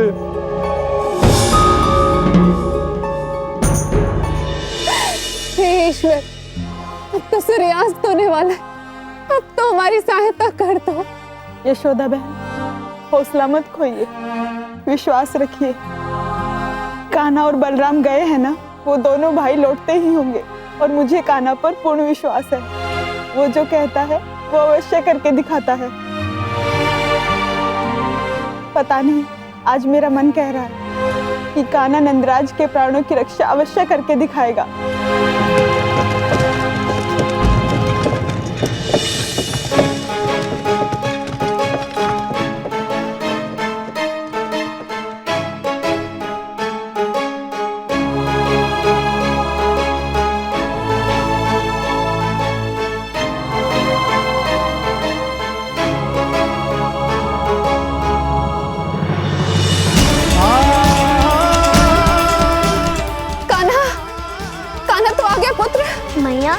मैंने आपको वचन दिया था ना कि मैं अपने पिता पर किसी भी प्रकार की आँच नहीं आने दूंगा। देखिए, आप सब देखिए, मैंने जैसा आप सबसे कहा था, मैं चुराई हुई धनराशि ढूंढ लाया हूँ।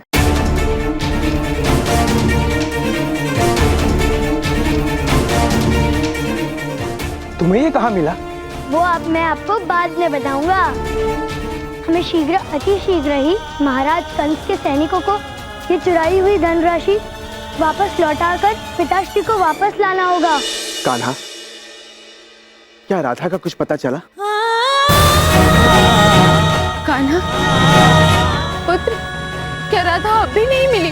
काकी, हमें क्षमा कीजिए, राधा हमें वहाँ भी नहीं मिली।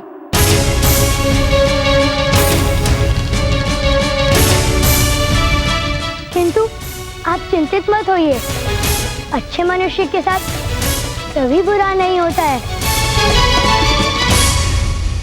बस हम पिताश्री को भी छुड़ा लेंगे और उसके पश्चात राधा और मधुमंगल को भी खोज निकालेंगे।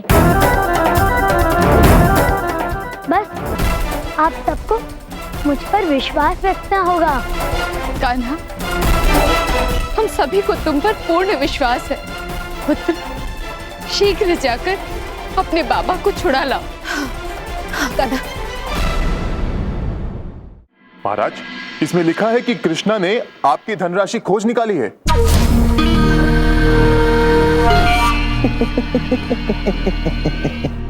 असंभव! नहीं छोड़ूंगा उस नंद को मैं। और कृष्णा भी उसे नहीं बचा पाएगा कंस के कहर से, कदापि नहीं। किंतु महाराज, जब नंद का अपराध ही नहीं हुआ तो फिर आप उसे दंड कैसे देंगे?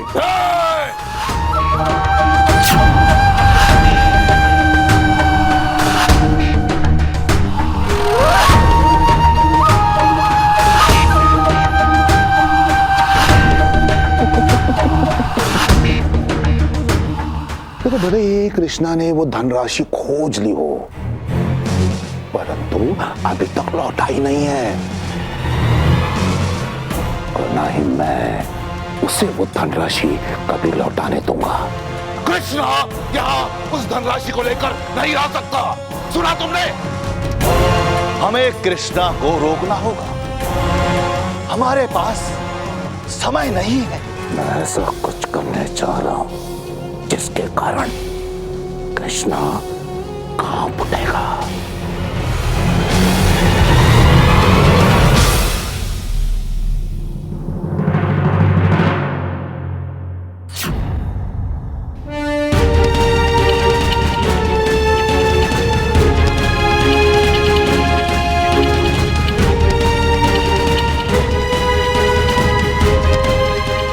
मुझे स्वर्ण चाहिए, स्वर्ण चाहिए मुझे। अरे पूरा स्वर्ण मेरे घर में भर दो।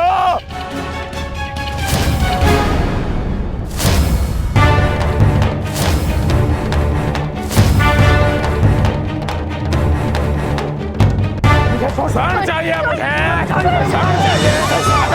ये मेरा हटो यहाँ से, स्वर्ण चाहिए मुझे। अरे ये स्वर्ण मेरा है।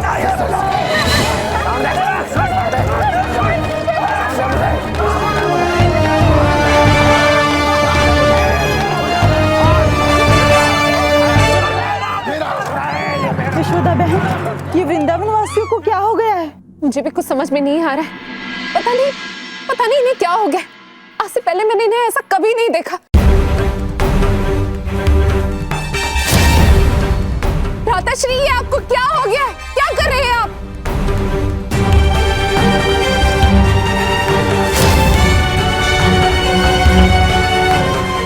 मुझे स्वर्ण चाहिए, मुझे स्वर्ण चाहिए।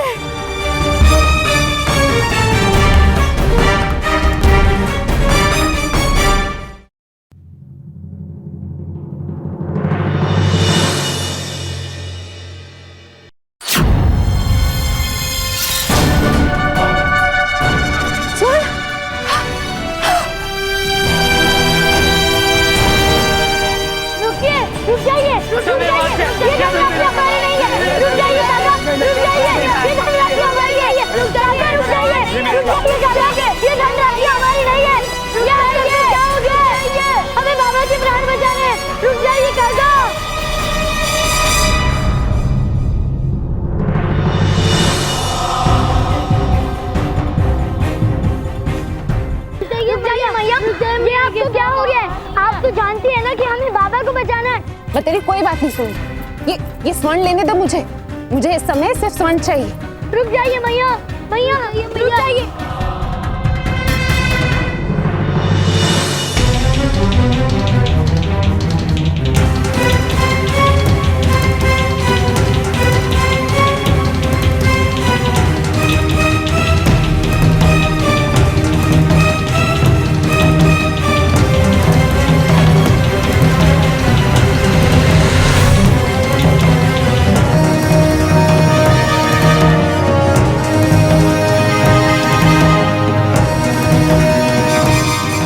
हो गया कान्हा, कुछ समझ नहीं आ रहा। अब हम बाबा को कैसे बचाएंगे? प्रभु, सभी वृंदावनवासी धनराशि लूटकर चले गए। अब हम क्या करेंगे? हम जानते हैं कि मोह और लोभ स्वाभाविक नहीं है। कम से कम मैया तो ऐसा नहीं कर सकती। अवश्य कुछ है जिसे हम देख नहीं पा रहे और जिसका पता हमें लगाना होगा। तो हम कैसे पता लगाएंगे कान्हा?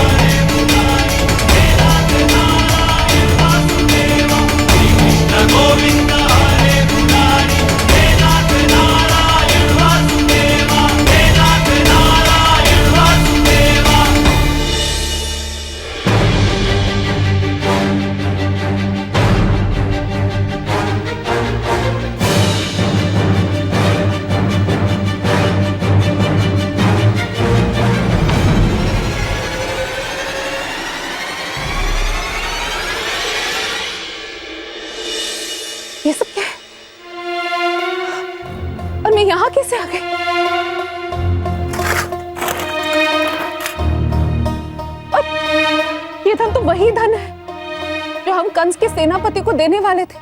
ये सब मेरे पास कैसे? ये मेरे पास कैसे है? ईश्वरी, क्या हो रहा है?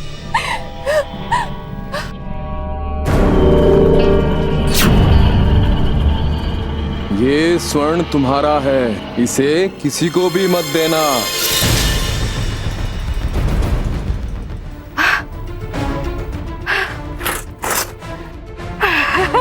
ये स्वर्ण मेरा है। ये सब स्वर्ण मेरा है।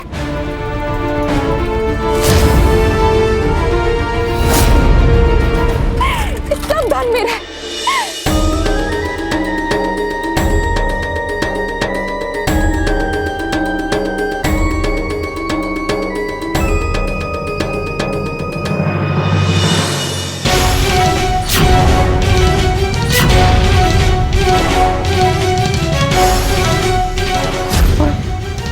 ये स्वर्ण कहां से आया?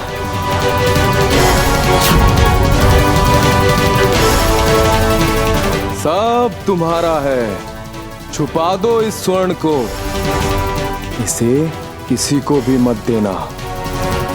ये स्वर्ण मेरा है, ये मेरा स्वर्ण है, इसे मुझे कोई नहीं छीन सकता। ये मेरा स्वर्ण है, ये मेरा स्वर्ण है।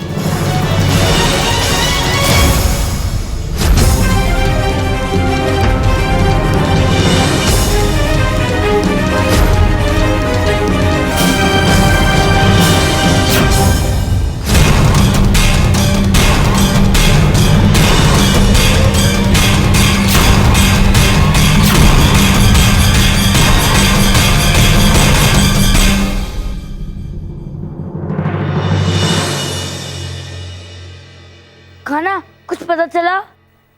हाँ दाऊ, लोभासुर एक तितली का रूप धारण कर सभी वृंदावन वासियों को अपना शिकार बना रहा है। और दाऊ, लोभासुर के प्रभाव के कारण सभी वृंदावन वासी लोभी हो रहे हैं। लोभासुर के लोभ में आकर जो व्यक्ति धनराशि जिस वस्तु में भी छुपा रहा है, वो व्यक्ति उस वस्तु में परिवर्तित हो जाता है। मधुमंगल, राधा और अब तो सभी लोग किसी न किसी वस्तु में परिवर्तित होने लगे हैं।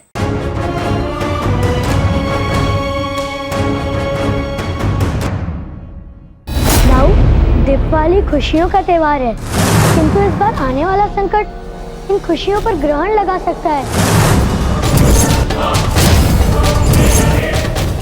खाना क्या होने वाला है? शीघ्र जाइए और वृंदावन का विनाश कर दीजिए, और कर दीजिए मेरे काल का अंत।